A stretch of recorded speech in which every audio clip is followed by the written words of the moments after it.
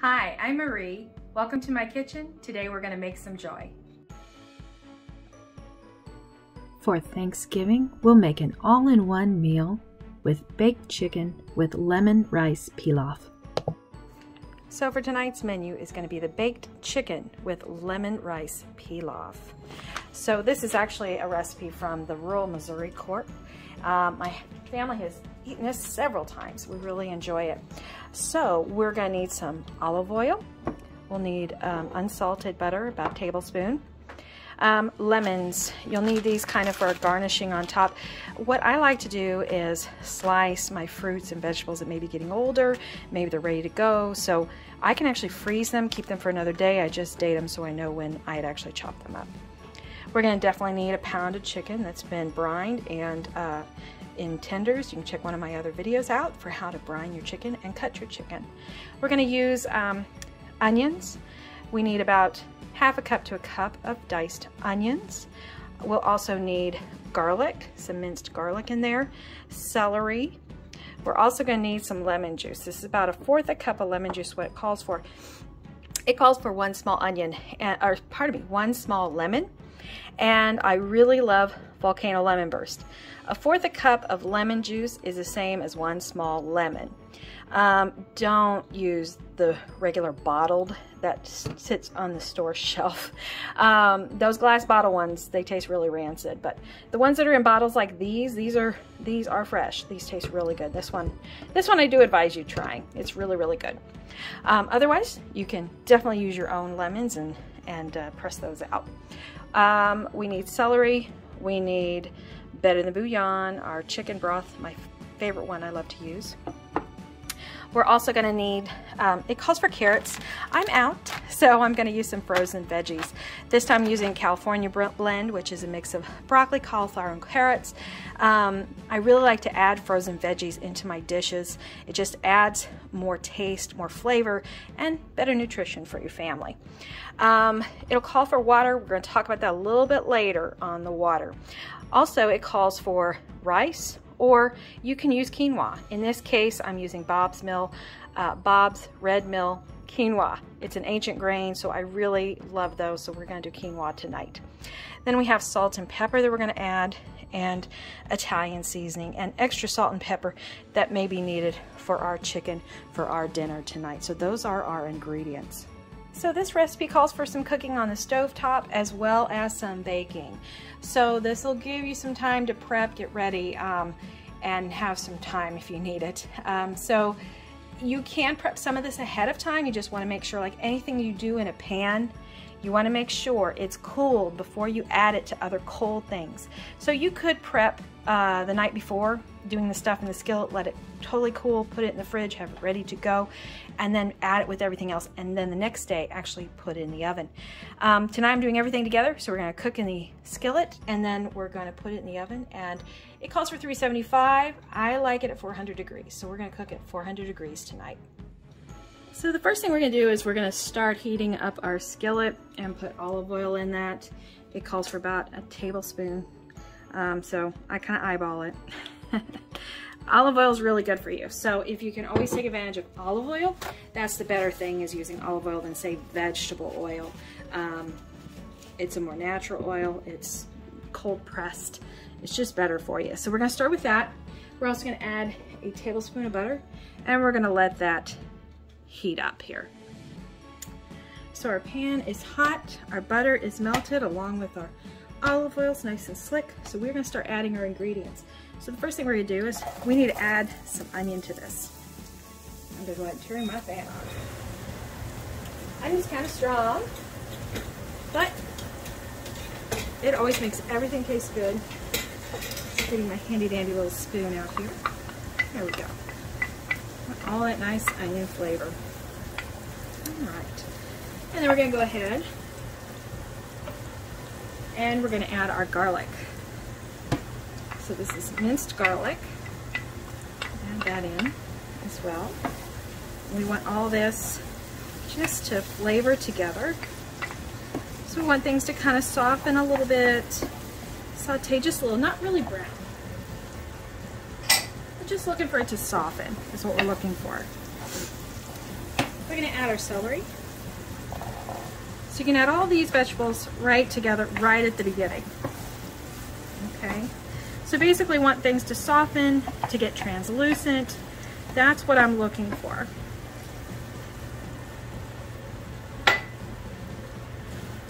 As you can see, my onions are already starting to get nice and translucent. My celery is starting to work as well. The garlic, of course, that doesn't take very long at all because it's minced. So that takes maybe about 30 seconds or so for it to actually soften. But you can see my onions are getting nice and translucent. So I'm going to go ahead, add my little extra veggies. I just defrosted them a little bit in the microwave, that's all. I didn't chop them. I left them whole. Adding all that in. Some nice goodness to this recipe. All right. We're just going to let that sit for maybe about a minute and soften.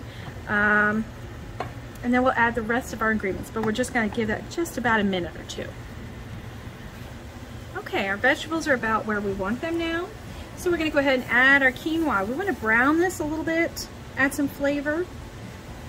So we're just going to keep the quinoa going in here, stir it around. Let it absorb that oil and butter, those flavors.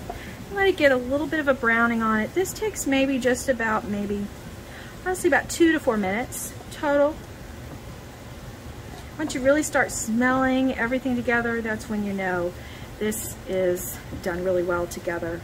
It's ready to go for the next step. So we're, like I said, we're gonna give this about 2 to 4 minutes total to brown the rice a little bit and get some more of that liquid off. So as you can see, the quinoa has started to brown a little bit. There's not as much water that's left in the pan. I've been cooking on about a medium-high on my skillet. That works really well for mine. So really it just depends upon your oven, your stovetop, what heat works best for you, if you're gas, electric. So, you know, cook whatever you're comfortable with. I will say that. So again, I just wanted this to brown a little bit, get rid of some of that water. As you can see, that quinoa just soaked it up. So we're going to move on to the next step, which is we're going to add some salt and pepper. Add our seasonings now. I want to make sure I spread that all throughout. Stir it up. That's what we're looking for. Just get it all nice and combined. Make sure everything has a little salt, a little pepper. This is just for seasoning the vegetables. So we'll season our chicken a little bit later when we put it into the actual pan that's going to go in the oven. And that's the thing, don't worry if you're, oh wait, this might not be hot enough. It's okay because everything's going to go into the oven to really heat through and cook, really to cook that chicken up. Don't forget, we're cooking up that chicken. We're going to add our Italian herb seasoning. Now it calls for about a tablespoon divided. So if you think you've got enough, I put in about a tablespoon here, and then I just kind of eyeball it. See what I like, see what the smell is like. Is it enough? Do I want a little bit more? In this case, this is enough for my veggies, I think. So I took about half of that tablespoon, put that in here. The other half I'm going to sprinkle on that chicken. So I am going to use that whole tablespoon.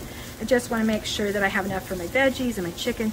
Everything is really nice and flavorful and sauteed. You can see this is just really softening up, looking really nice. And I'm going to add, remember I used that better than bouillon. So I'm going to use my better than bouillon I put straight into the actual skillet. And that's how I like to use this. I like to brown it a little bit, kind of like tomato paste. So I like to brown it just a little bit and get it mixed in with my veggies instead of just putting it into the water. Now, I am not going to take the spoon and just dump it in the sink. I'm going to put it in the water right now. That's extra flavoring. I don't want to lose that. So you never want to lose any extra flavoring if you don't have to. And that was probably about a teaspoon and a half. Is about how much bouillon I like to use in mine. Or if you use cubes, you can use 1 cube for this, because I'm using only 1 cup of water. That's a little different than the recipe. And like I said, we'll talk about that a little later when we get there. I'm going to turn the heat down just a touch. And then we're going to add our lemon juice. This is going to be added to the veggies. There. So we're going to add that little bit of acidity, brighten the flavor up a little bit more. This is a really great dish. It's really nice. It's just an all-in-one dish. So as you can see, I've got my pan all prepped. It's got foil underneath in case anything should come out or over. I love using aluminum pans. I don't have a big enough pan to hold everything, so this is just absolutely perfect. And of course it's recyclable because it's aluminum. So I have aluminum. I put just a piece to catch any mess, so you know, save me on cleaning. You know, you can hear that cleaning in the background. That's my husband, my slave. So he does the cleaning up for me when I'm video recording. So I'm gonna take my veggies and such that I have in the skillet. I'm gonna pour that into the container. And actually there's so much goodness in here, I'm gonna get one of my scrapers, my silicone, because I can handle the heat. Don't forget, you can use those, if you've got one of those silicone scrapers, you can definitely use that. See, I've got all this quinoa left. I do not want to waste that, so I'm going to go ahead and get my spatula, my handy dandy spatula, and get that off the spoon. Get all that little bits. That little bits is important. I don't lose any of that. So I'm going to get that in there. Perfect, perfect. Awesome. Done with this. And then I want to get everything off of my skillet as well. I want to get all that little bits out of there. So that's all little goodness. Don't want to lose any of that. Again, silicone spatulas are fantastic. You can use them in up to 500 degrees, so that means you can use it in your skillet. You use it when you're baking. The one thing to be careful of is that if you get one that gets smelly, you might want to have one dedicated for savory dishes and one for your cakes and desserts. That's probably the only thing I might be careful about. Okay, that's good. Oop, getting a little heavy in my hand. So that's good. We've gotten all that in.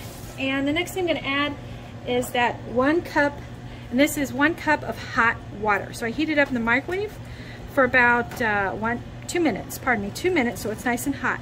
This is what would have been your chicken broth. So if you use a bouillon, just put it into your water, heat it up for about 2 minutes, and that will dissolve and heat up nicely. But I noticed the recipe calls for 2 cups. That might work for rice. Quinoa, it does not. I need less water because this will end up making way too much water when I cook.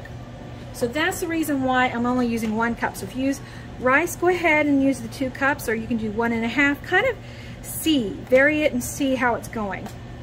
But quinoa, definitely not. You definitely can't use that much. Now I'm going to go ahead, I'm going to put in my chicken. So right now this is unseasoned, this is brined, but just unseasoned chicken. I'm just going to lay on top here, kind of push it in a little. Get it ready for its little bed. There we go. And this is really, I mean, it's a Monday. This is what I do on my Monday meals. This is one of those. So I make this during the week. So if I'm not filming, this doesn't take as long when you're trying to actually cook it than if you're trying to film it. But I do this on a Monday, and my family really enjoys it. We have some great leftovers from it. It tastes fantastic. I'm really glad. My husband is the one who found the recipe for me in the magazine, and he said, "Ooh, let's try this, honey." And I was like, "Yeah, sure. Let's give it a shot. Let's see how it tastes." So I'm going to fit that chicken. Like I said, it's a pound of chicken that looks like a lot, but it's going to cook up. Don't worry, that's going to end up cooking up. So I'm going to put this container away. And don't forget, wash your hands after you're dealing with meats. Wash your hands with soap and water. Keep your family healthy that way. All right, I'm going to take the rest of my Italian seasoning, and I'm going to pour that over my chicken so the chicken is nice and seasoned. Again, this doesn't have any seasoning. It's only been brined, that's it. So this is my extra seasoning I want to give to my chicken as well. I might just smear that around just a little bit. Okay. Then I want to add some additional salt and pepper. Now I like to use that kosher salt on this. I'm really not using that much. It's maybe about half a teaspoon, honestly. And I just do it from up above. That gives the most use, that gets it the most everywhere. Spreads it. That's what I'm trying to say. It spreads it more than if I just do it really low. But if I do it from up above high, it actually will get everywhere I need it to get. So it was maybe about a half a teaspoon of kosher salt. I'm also going to add some pepper. Again, I like fresh ground pepper for the chicken, so I'm going to add some fresh ground on top, just go across. Just like that. Not too much, but enough. There we go. Perfect. All right. And the last thing I'm going to do is I'm going to top with those lemons. Now remember I said they're frozen. All I did was stick them in the microwave for 30 seconds to defrost them, and look, they're just fine. They're perfect. So this is kind of going to add a garnish, but also this adds a lot of nice flavor to it as well. So I'm just going to kind of put these around, maybe disperse them just a little bit more. There we go. But this really does it. I don't like that one there. Put that there. There we go. This really just adds a little nice flavor. There's a little juice, and add that in there too. So it just makes it look nice.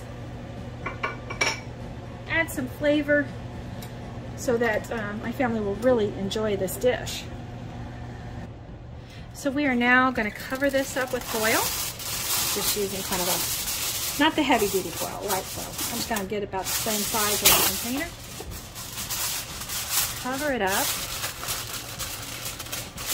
Pressing those sides. I want to seal it. So I'm not tenting, I'm sealing it. So for about the first half of this, first 30 minutes is going to be covered. The last 10 to 15 minutes is going to be uncovered. So this bakes about 30 to 45 minutes. And again, you want to take that chicken's temperature because you want that about 160 degrees, between 160 and 165. There we go. So I'm going to go ahead, I'm going to put that in my 400-degree oven, and I am going to bake this for about 30 minutes. Check on it, see how it's doing. Might need to stir it up a little bit, check the water level as well. I think we're fine on that water, honestly. But I'm going to check it, make sure everything looks good, and then uncover it for about the last 10 to 15 minutes. So while my chicken casserole was cooking, I went for a walk with my husband. Had enough time to do that. So this is after about 30 minutes. So as you can see, not too much water left. That's perfect. My quinoa is getting nice and cooked, starting to get fluffy. My chicken is definitely getting cooked. I'm just kind of, like I said, just stir it a little bit, give it a little bit of jouet in there here. Just trying to lift it just a little bit, kind of see how that's doing, how that chicken's doing, and how the rice is doing in there, or the quinoa, pardon me, quinoa. It's looking pretty good. I'm just going to temp the chicken just to see where it's about at. Gives me a good rough idea. And, ooh, wow. So we're at about 100 and keep holding it. Here we go, 185. So I don't have to worry if it's not cooked enough. It's definitely cooked to a high enough temperature for my family. So this is definitely cooked enough, so I don't need to worry about that. But there is still too much water in here. We need to cook away that water. So this needs maybe about, like I said, 10, 15 more minutes in the oven. And then we'll see how it looks after we pull that out. All right, so I cooked this for about another 10 minutes. I've fluffed up my quinoa, pardon me, gotta say quinoa, that's what I put in here.